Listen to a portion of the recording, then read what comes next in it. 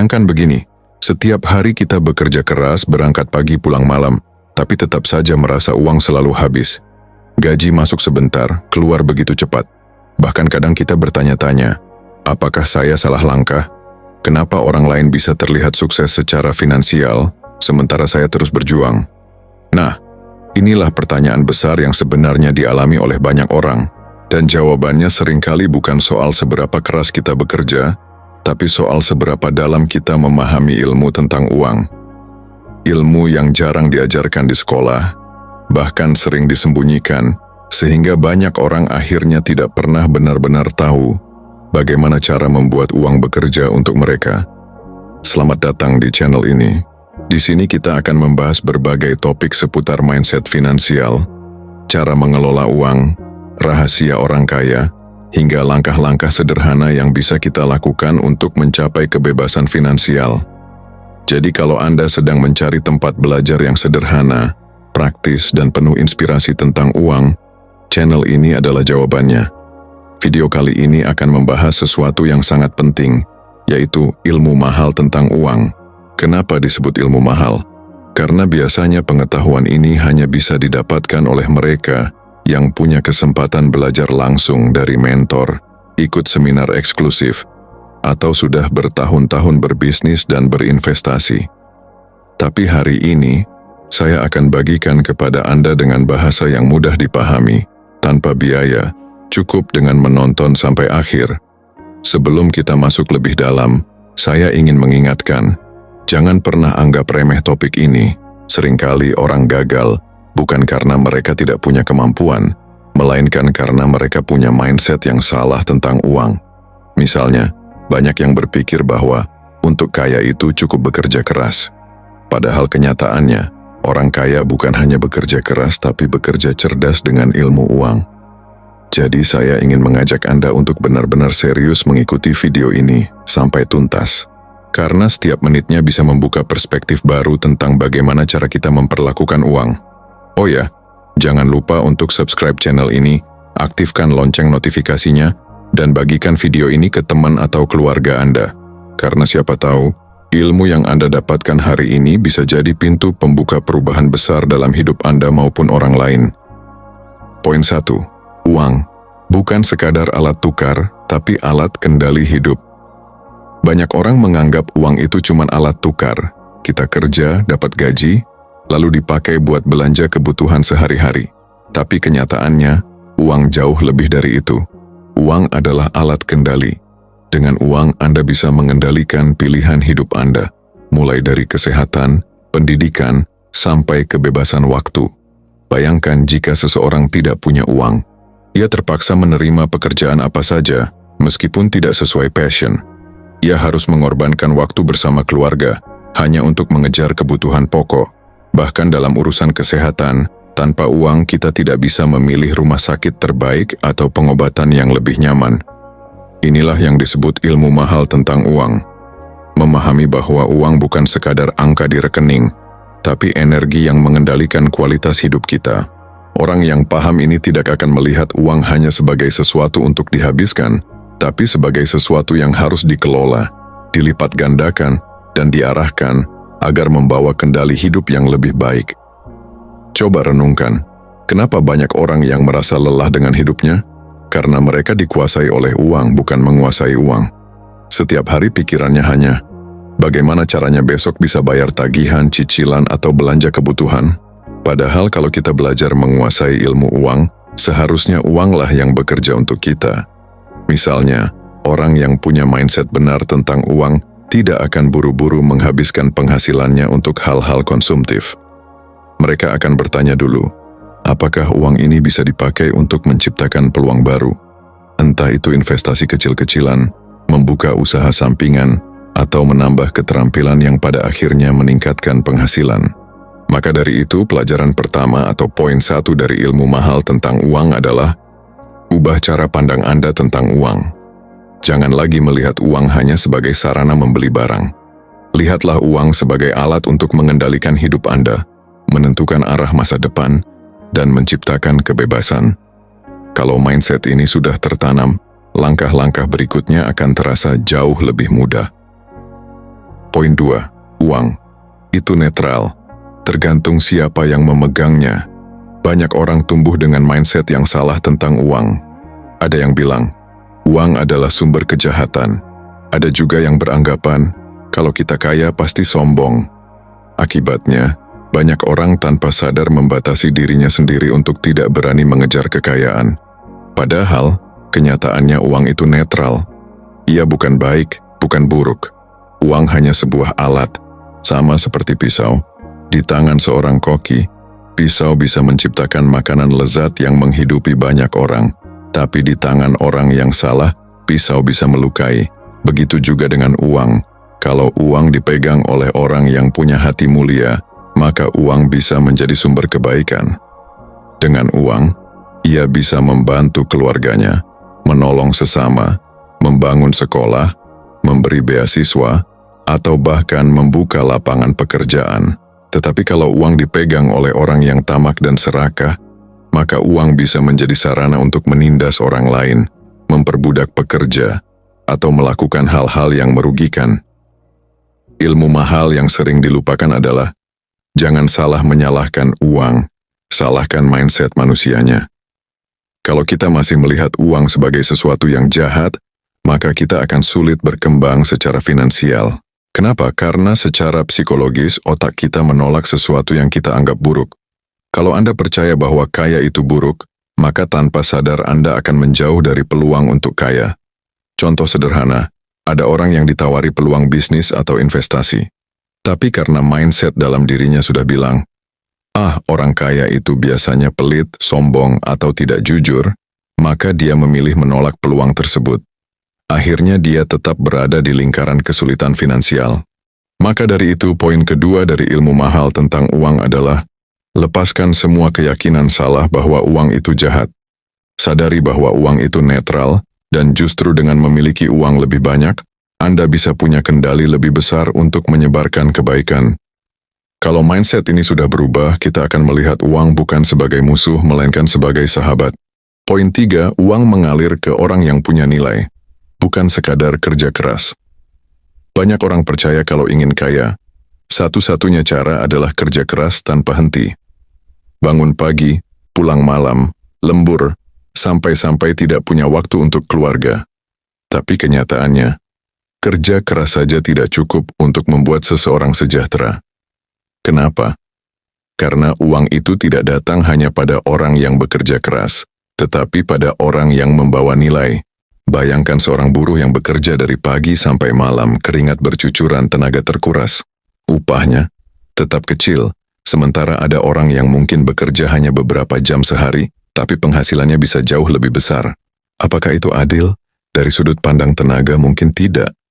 Tapi dari sudut pandang nilai jawabannya jelas. Uang akan mencari orang yang bisa memberi solusi, menciptakan manfaat, atau membawa perubahan. Orang-orang yang punya keterampilan spesifik, kemampuan unik, atau pengetahuan yang langka, lebih dihargai dibanding mereka yang hanya menawarkan tenaga. Contohnya, seorang dokter spesialis bedah jantung. Ia mungkin hanya bekerja beberapa jam dalam sehari, tapi karena keahliannya sangat berharga dan menyelamatkan nyawa, maka ia dibayar mahal. Sementara pekerjaan yang tidak butuh keterampilan khusus, meskipun dikerjakan keras seharian penuh, bayarannya tetap rendah. Inilah ilmu mahal yang jarang disadari.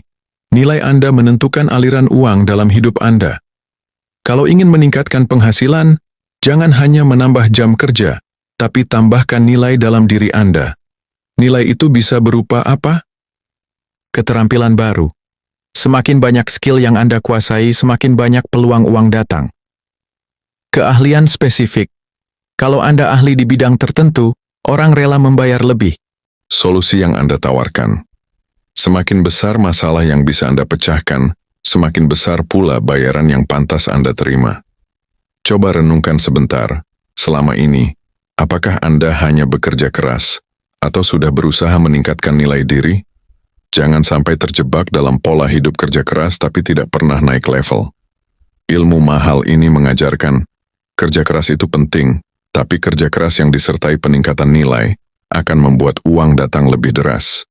Jadi kalau Anda merasa sudah bekerja keras bertahun-tahun tapi penghasilan stagnan, Itu bukan salah hidup, tapi karena nilai diri belum bertambah. Fokuslah pada pengembangan diri, belajar hal baru, berinvestasi pada pengetahuan. Karena pada akhirnya, nilai Anda lah yang menentukan seberapa banyak uang yang akan datang menghampiri. Poin 4. Menabung saja tidak akan membuat Anda kaya. Banyak orang diajarkan sejak kecil, kalau mau sukses, rajinlah menabung. Pesan ini ada benarnya, tapi sayangnya tidak lengkap. Menabung memang melatih disiplin, tapi menabung saja tidak cukup untuk menciptakan kebebasan finansial. Kenapa? Karena ada yang namanya inflasi. Nilai uang selalu turun dari tahun ke tahun. Contoh sederhana, 20 tahun lalu, dengan 10.000 kita bisa beli banyak makanan. Hari ini, 10.000 hanya cukup untuk beli segelas minuman biasa. Artinya, kalau kita hanya menabung tanpa mengembangkan uang tersebut, maka secara perlahan kita justru rugi. Orang-orang kaya memahami hal ini. Mereka tidak menaruh seluruh uangnya di tabungan, tapi mereka menggerakkan uang. Mereka menaruhnya di tempat yang bisa berkembang, investasi, bisnis, atau aset produktif lainnya. Mari ambil contoh. Seseorang menabung 1.000 setiap bulan selama 10 tahun. Total tabungannya 120 juta. Kedengarannya besar, tapi dalam 10 tahun ke depan, inflasi bisa memangkas nilai real dari 120 juta itu. Bisa jadi nilainya setara hanya 80 juta saja kalau dipakai di masa depan. Bandingkan dengan orang lain yang juga menabung 100.000 per bulan, tapi setiap 6 bulan sekali ia gunakan sebagian untuk investasi, misalnya di reksadana, emas, saham, atau properti. Nilainya bisa berkembang 2 atau 3 kali lipat lebih besar dari tabungan biasa. Ilmu mahal yang perlu kita pahami adalah, tabungan itu bukan tujuan akhir, tapi hanya jembatan sementara. Tabungan hanya berfungsi sebagai tempat menyimpan dana darurat atau kebutuhan jangka pendek. Kalau ingin benar-benar kaya, uang harus digerakkan, dilipat gandakan, dan ditaruh di aset yang bekerja untuk kita. Masalahnya banyak orang takut. Mereka lebih memilih uangnya diam di tabungan dengan alasan aman. Padahal, aman itu semu, karena nilai uang tetap berkurang. Justru yang lebih aman adalah belajar bagaimana cara membuat uang berkembang dengan benar. Maka dari itu, mulai sekarang ubah cara pandang. Menabung itu penting, tapi jadikan itu langkah awal menuju investasi. Jangan puas hanya melihat angka di buku tabungan, karena angka itu bisa menipu. Yang lebih penting adalah daya beli uang tersebut, dan daya beli hanya bisa dijaga jika uang ikut berkembang. Poin 5. Pola hidup lebih penting daripada besarnya penghasilan. Banyak orang berpikir, kalau penghasilan saya besar pasti otomatis kaya. Faktanya, tidak begitu. Ada banyak orang yang penghasilannya ratusan juta setiap bulan, tapi tetap terjerat utang. Sebaliknya, ada orang dengan penghasilan pas-pasan, tapi bisa hidup tenang, punya tabungan, bahkan investasi. Kenapa? Karena masalahnya ada di pola hidup, bukan nominal. Kalau gaya hidup terus naik mengikuti penghasilan, maka sebesar apapun uang masuk, tetap akan habis. Ilmu mahalnya adalah belajar mengendalikan gaya hidup lebih penting daripada menambah penghasilan semata. Poin 6. Uang butuh tempat bekerja, bukan tempat diam. Seperti yang sudah dibahas di poin sebelumnya, uang tidak boleh hanya ditaruh di tabungan. Uang ibarat benih. Kalau disimpan saja di laci, ia tidak akan tumbuh. Tapi kalau ditanam di tanah yang subur, ia bisa berlipat ganda. Tempat tanah subur itu bisa berupa bisnis, investasi, properti, atau instrumen keuangan yang legal dan aman. Orang sukses tidak membiarkan uang tidur, mereka selalu mencari cara agar uang tetap bergerak. Poin 7. Uang mengikuti orang yang punya disiplin. Banyak orang tahu cara mencari uang, tapi sedikit yang bisa menjaga uang. Kuncinya ada di disiplin. Disiplin mencatat pemasukan, disiplin mengatur pengeluaran, disiplin menabung, disiplin investasi. Ilmu mahal ini sederhana tapi jarang dipraktikkan. Tanpa disiplin, uang akan bocor tanpa terasa. Tapi dengan disiplin, uang akan selalu punya arah, dan akhirnya menciptakan stabilitas finansial. Poin 8. Koneksi sosial bisa lebih berharga dari modal uang. Pernah dengar istilah, network is net worth? Artinya, Jaringan sosial adalah kekayaan. Banyak peluang besar datang bukan dari modal uang, tapi dari hubungan dengan orang yang tepat. Ilmu mahal ini sering diabaikan. Orang sibuk mengejar uang sendiri, padahal kalau ia punya jaringan luas, ia bisa mendapatkan peluang yang jauh lebih besar. Uang sering kali datang karena kita dikenal, dipercaya, dan dianggap mampu memberi solusi. Poin 9. Uang selalu mengalir ke orang yang bisa mengendalikan emosi. Mengelola uang bukan hanya soal angka, tapi juga soal mental. Banyak orang hancur secara finansial bukan karena tidak pintar, tapi karena tidak bisa mengendalikan emosi. Misalnya, saat panik, ia menjual aset dengan harga murah. Saat euforia, ia membeli sesuatu yang sebenarnya tidak perlu. Inilah yang membuat keuangan berantakan. Ilmu mahalnya, kaya itu bukan soal berapa penghasilan Anda, tapi seberapa kuat Anda mengendalikan emosi saat memegang uang. Poin 10. Kebebasan finansial. Lebih penting daripada kekayaan semata, tujuan akhir dari ilmu uang bukan sekadar menjadi kaya raya. Banyak orang kaya tapi hidupnya tidak bahagia, stres, sibuk, dan tidak punya waktu untuk keluarga. Ilmu mahal terakhir adalah tujuan uang adalah kebebasan, bukan sekadar harta. Jadi sahabat semua, inilah 10 ilmu mahal tentang uang yang jarang dibagikan orang kaya. Dari memahami bahwa uang adalah kendali hidup, hingga menyadari bahwa tujuan akhir bukan sekadar kaya, tapi bebas secara finansial. Kalau semua poin ini Anda resapi, langkah-langkah kecil bisa mulai dijalani hari ini juga. Ingat, ilmu ini bukan hanya teori, tapi harus dipraktikkan. Sebelum menutup video ini, saya ingin mengingatkan, jangan biarkan uang mengendalikan hidup Anda, tapi belajarlah untuk mengendalikan uang Anda. Dan seperti biasa, jika Anda merasa video ini bermanfaat, jangan lupa tekan tombol like, subscribe, dan aktifkan lonceng notifikasi, supaya tidak ketinggalan pembahasan menarik berikutnya di channel ini. Bagikan juga ke teman atau keluarga yang sedang berjuang dalam masalah keuangan. Siapa tahu ilmu mahal ini bisa jadi titik balik hidup mereka.